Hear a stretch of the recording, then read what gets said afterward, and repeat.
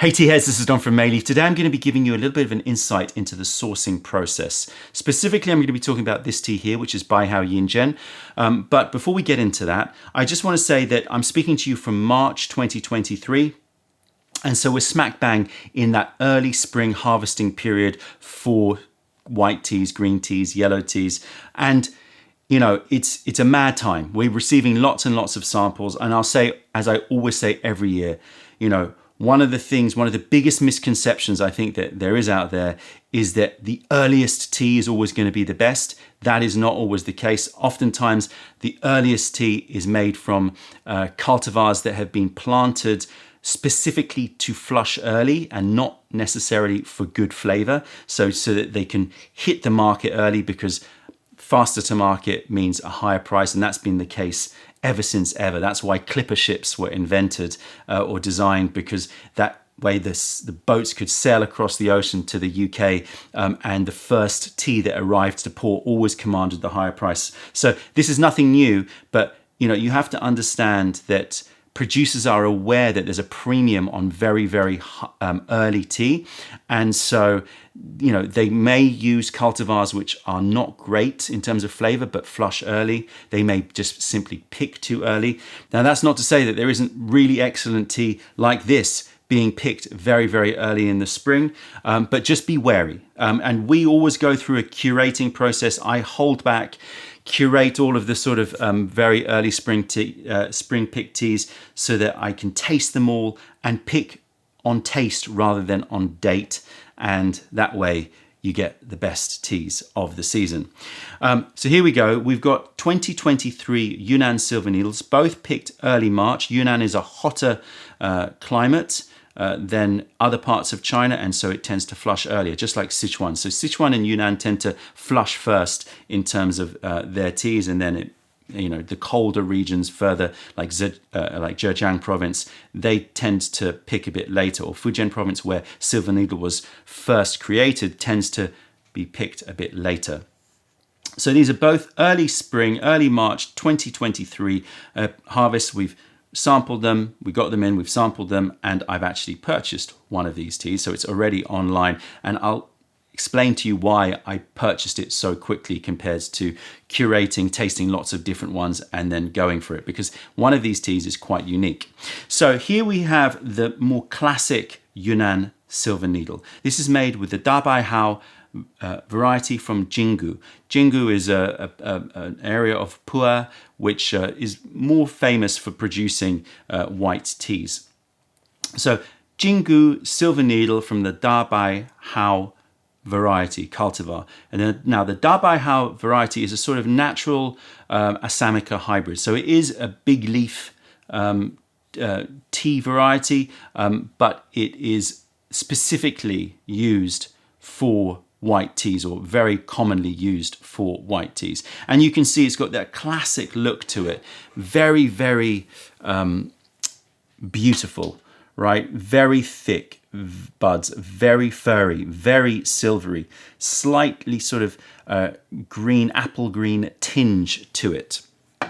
So this is the more classic Silver Needle that you will find available, the Dabai Hao variety.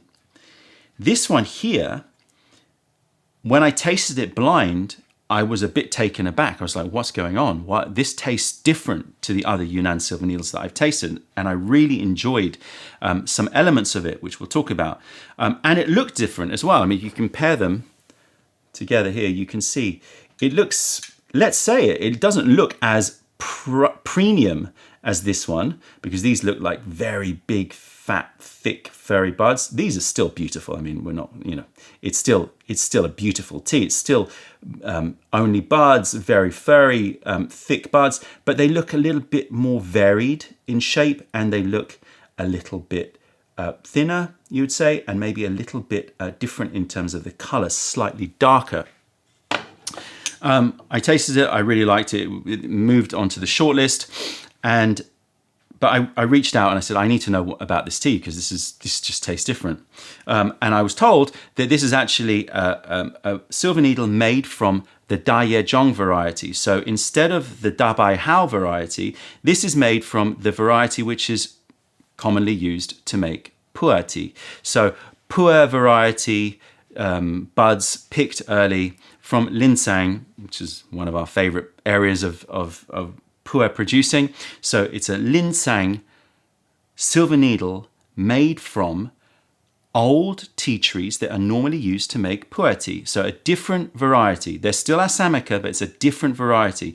And the age on these tea trees estimated at 80 years old, which is a lot older than the ODDBALL varieties that are being picked in Jingu. So you have an older tree in terms of just years, plus you have an heirloom variety that is commonly used to make pu'er tea.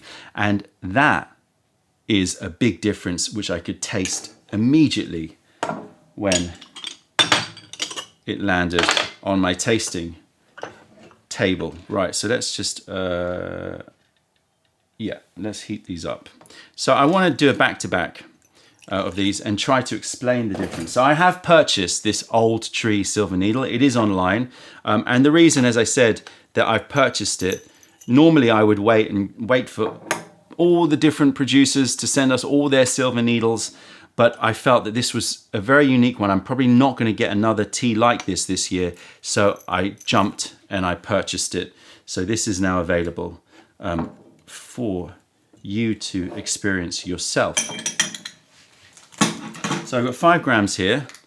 Right, let's have a sniff of those dry leaves. So this is the classic Jingu, and it has this amazing smell to it, just beautiful. I'm getting jasmines and cantaloupe. I'm getting a slight hay quality to it, but super fragrant. I'm getting some orchids. So orchids, jasmine, very floral. Fruits are melons, cantaloupes, and a distinct bright vanilla note to it. So not a deep vanilla note, but a bright vanilla note, a sort of light vanilla note. It's a lovely smelling tea. And if you've ever had a Yunnan silver needle before from Jingu, then you'll know it's a sort of a standard smell that you get from it. It's excellent. So lovely, a bit of marzipan in there. It's beautiful. Right, let's smell the Old Tree Silver Needle. Very different. Well, okay, so it has similarities, of course. I'm picking up some freesia. So the flowers are there, sort of orchids, freesias, jasmines. Yeah, that's still there. But it's much nuttier. I'm getting ground almonds. I'm getting nougat. I'm getting powdered sugar. I'm getting some of that vanilla, sure, but it's altogether nuttier.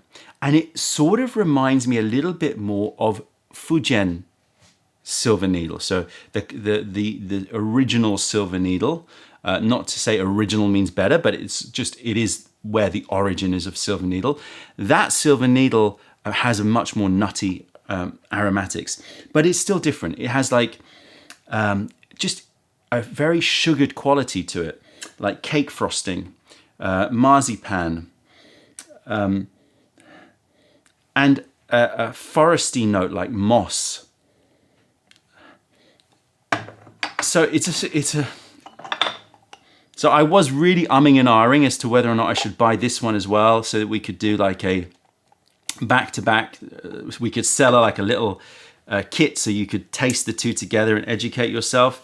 But they're quite expensive teas, so spending money on a tea, which I really like, but like, I prefer this one. And as you'll see as this session goes through, I wasn't sure. Let me know if you really want me to source this one, then maybe we can see if we can get a little bit in and do it a kit. But it's difficult when you are planning these things, because you're spending a lot of money. And even though this is a great tea, this is the tea that I would recommend to tea heads out there. But on smell, this one is bursting with aroma. So on smell, you would probably make them sort of level pegging in terms of impact, but just very different. So one being very, very floral and sort of sweet and powdery, and the other one having more of that nutty, sugared warmth. All right, let's smell the wet leaves. So the same thing. I mean, it's glorious. I'm getting face creams, very flowery face creams. It's a very, pardon if this is politically incorrect, but it smells very feminine. It has a very feminine quality to it.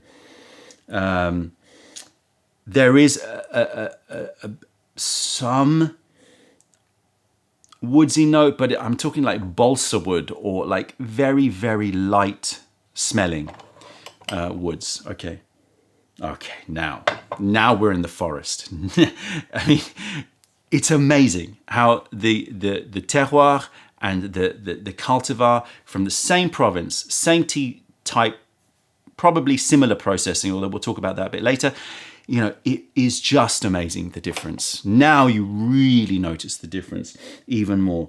It's got like a puer kind of quality to it. It smells like a little bit like that moss is there. I'm getting foresty notes, like late autumn wet forests, or yeah, late autumn wet forests. I'm getting a smattering of like cut button mushroom in there. I'm getting some face creams. I'm getting some orchids and freesia. I'm getting flowers. So clearly that the bud only picking is definitely bringing out those floral notes, and the processing of white tea is definitely picking out those floral notes. But I'm getting ground almonds. I'm getting a little bit of. We talked about face cream, but I'm going to even go say face masks. You know, if you have a face mask, not that I have face masks that often, although as you can see from my complexion, I don't need it. Like a little bit of clay in there, you know? So it's got more of the soil, it's got more of the earth, it's got more of the terroir. This is very up in the trees, it's very high up. I'm not really picking up anything from, you know, below the canopy. This is all about the flowers and a little bit of the fruits. But this is the full spectrum. Right, let's pour these away, and you can already see a difference in the color of those liquors.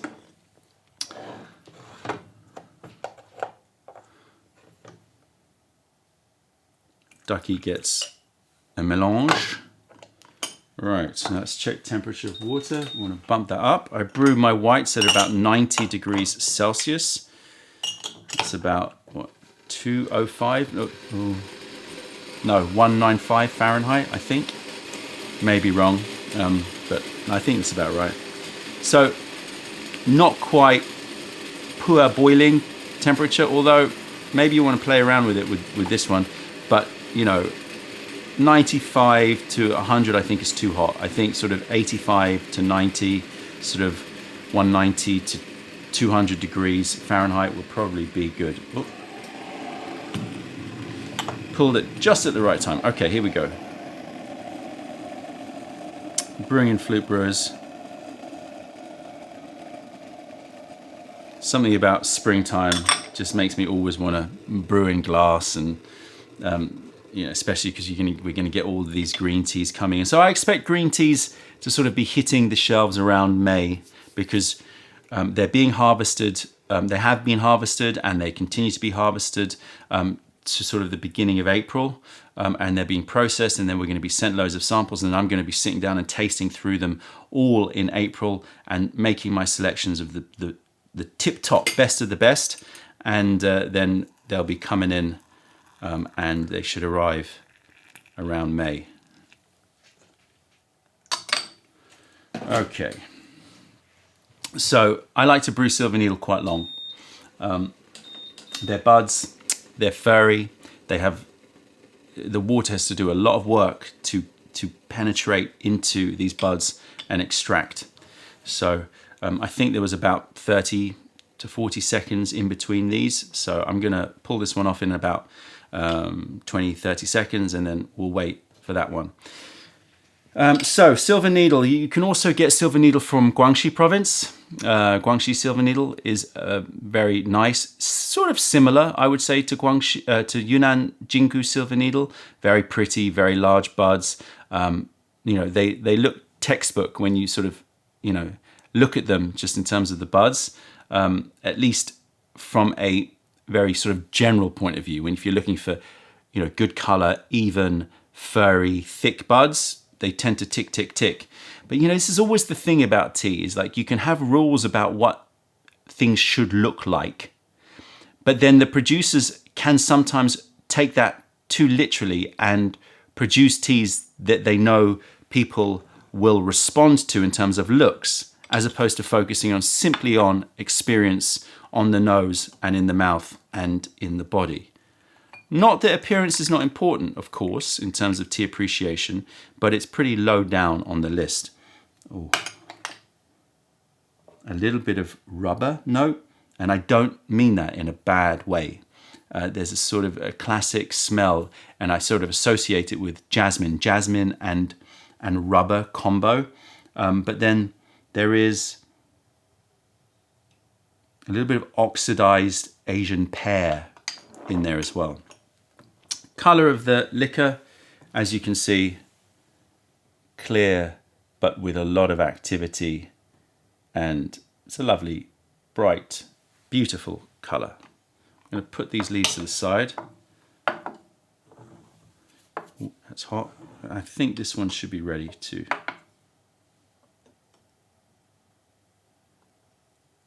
take out. It is darker. So the leaves were a bit darker, or the buds I should say, but ow, why is that one hotter? Okay, here we go. Whoops. Making a mess. Come on, focus, son. Yeah, it is definitely darker. Noticeably darker. All right, here we go. Let's taste these. 2023 silver needle, and I did pull this one out because I have got other 2023 silver needles, of course, samples, but I did pull this one out because it was the best of the bunch. Here we go. Texture, soft, syrupy, thick. Tick. Taste. Everything that I described before. It's got some of that Asian pear, a little bit of light melon. It's got some soft sort of marshmallow vanilla-iness to it. So sort of a vanilla marshmallow kind of quality to it. A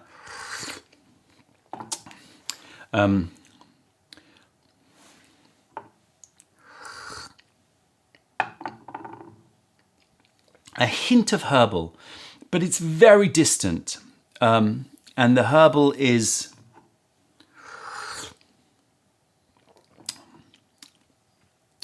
we talked about hay before. It's more like sort of a green herbal quality to it. I don't know. I'm sort of picturing things like aloe or no.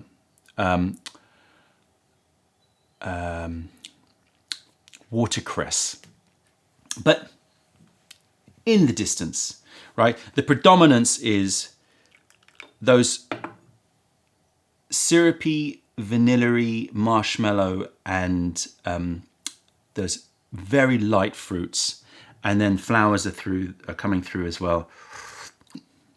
I'm just seeing lots of white flowers. It might be magnolia. Orchid, fresher.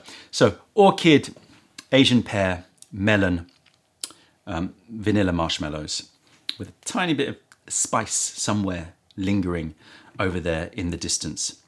Right. But let me just say the criticism of this and why I probably wouldn't select it. And one of the problems that I have selecting silver needle in general is finish. You know me, and if you don't know me, then finish is so high up on my list of whether or not I selected tea. It has everything on the nose. It has, in terms of those Yunnan silver needle aromatics, it has a lovely mouth texture and it has a lovely taste. Not very complex, but lovely. The finish just is very short and just a simple, like icing sugar sweetness. It's not doing anything that's interesting me, like fascinating my taste buds, you know? Right, let's taste this one. Old Tree Silver Needle. Instant mouth reaction. So texture is similarly thick, but not as soft. It's got more texture to it. It's got more mineral. It's got more of a movement on my tongue. It makes my tongue stand up and take notice, if that makes sense. A little bit sort of tingly. Taste. Now, taste is going to be a matter of preference because this is definitely more foresty. I'm picking up. I am picking up some fruits. I'm picking up fresh pear, but the marshmallowy vanilliness of this tea is transformed. I'm getting some vanilla, but it's more like again that warmer. Like we talked about the ground nuts. Now I'm picturing like a sweet semolina pudding. Like, so it's got that more warmth. What's semolina made from? Is it wheat? Anyway, you know what I mean. Or is it corn? It's got that starchier, rounder, nuttier quality to it that I've never experienced in a Yunnan silver needle before, like to that level. Yes, fresh pear. I'm still picking up a little touch of those button mushrooms, which I love. It's sort of like adds this sort of, not earthy, but like this foresty note to it. It's like if you walk into a fragrant sort of autumn forest, it's got that sort of smell in the air, which I find just so, like it's so, it conjures up imagery in such a beautiful way, and it conjures up experiences of sort of hiking in forests in a beautiful way compared with this one, which is much more meadowy. And the herbal note coming through is just deeper. I'm getting like a liniment style sort of camphor quality to it. Still picking up flowers, but now I do think it's more like magnolia. There's a bit of orchid in there, orchid magnolia. Again, a little bit sweeter, a bit more set in and settled. Let's taste these again. And the finish. The finish. Juicy on the sides. The taste is like a little bit like marzipan. Let me just get my tongue covered again. It's, first of all, it's very active. It has a juiciness, a dry to juicy movement that this one doesn't have. It's got flowers. It's like a creamy floral magnolia quality in there.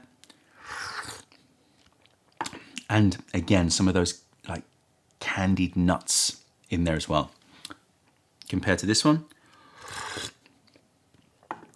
it's a lovely tea. It's got those very high, bright, jasmine-y, flowery notes. I do think it has a slight naphthalene quality, like mothball quality to it. And again, I don't mean that in a negative way, which may sound a bit weird to people, but if you take these smells, which are very strong and maybe considered more chemical, like rubber and mothballs, but you reduce the dose down, so you reduce the sort of perception of it really to this sort of minimal level, sort of background noise. That makes a very intriguing experience for your tongue and for your nose, and I think it draws attention in a beautiful way, and I think it matches really well with some of the flowery notes. So I don't mean that in a negative way. I actually really like this tea, and I have to say I was close to sort of putting it in my shortlist. In fact, it sort of did make it into my shortlist, but the finish is just too short. It's not bad. It doesn't leave your mouth feeling like with any sort of bad taste. It's just, it's not enough. Whereas the Old Tree, oh, getting a bit of burnt sugar in there. A little bit of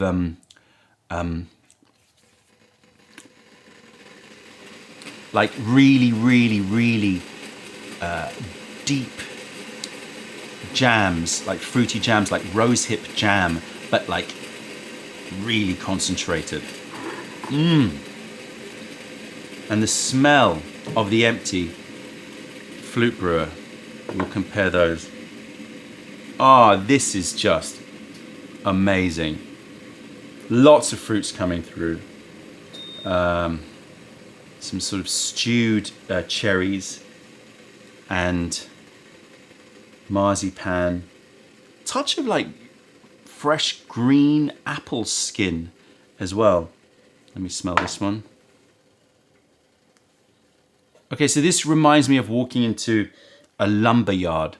Like it has a sort of fresh cut pine quality to it.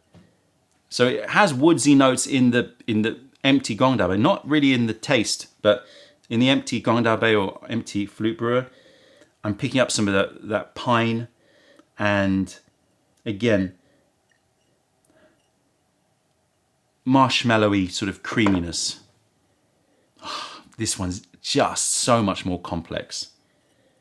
Rose hips. It reminds me of something. Hawthorn fruit. A little bit of plum and some cut pine as well, but like somehow more resinous. I'm going to do one quick one in terms of another brew, but the other thing I should say is this one will give you more infusions. You're going to get probably at least 7 or 8 good infusions. With this one here, I would say you're probably going to get 5 or 6. So you might get a couple more infusions. Now, why is this one darker? Apart from the variety, apart from the the terroir, I do think, and it is only a guess on my part, but from the look of the buds, I do think that it was withered a bit longer. In other words, it's been allowed to oxidize slightly more. So that's going to contribute as well to some of the difference in the flavor. But there is no question that the main difference is that variety. And I really love it. And I think that it's going to be a bit of a different experience to those who've had Yunnan Silver Needle before. And that's why we've sort of called it separate. I've called it Old Tree Silver Needle just to sort of set it apart. Because if you're expecting the Yunnan Jingu Silver Needle, then that would just be called Yunnan Silver Needle. This is different. And I think that the age of the tea trees, 80-year-old tea trees, is always going to add to that, finish as well. All right. Quick brews, but we should be able to assess them anyway. Still darker.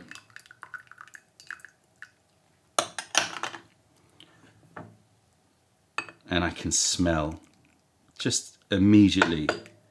It's almost like I've got a Shangpua tea in front of me. Almost, I can smell those notes. Okay, this is going to be hot. Lovely, but no change. Exactly the same. Very short finish. Great. Possibly something I would have bought. I would have compared it with lots of other Yunnan Silver Needles. I'm not saying it's not a great tea. But when you try the other one, it's always that thing, isn't it? It's like when you try something else, you go, oh, but this one,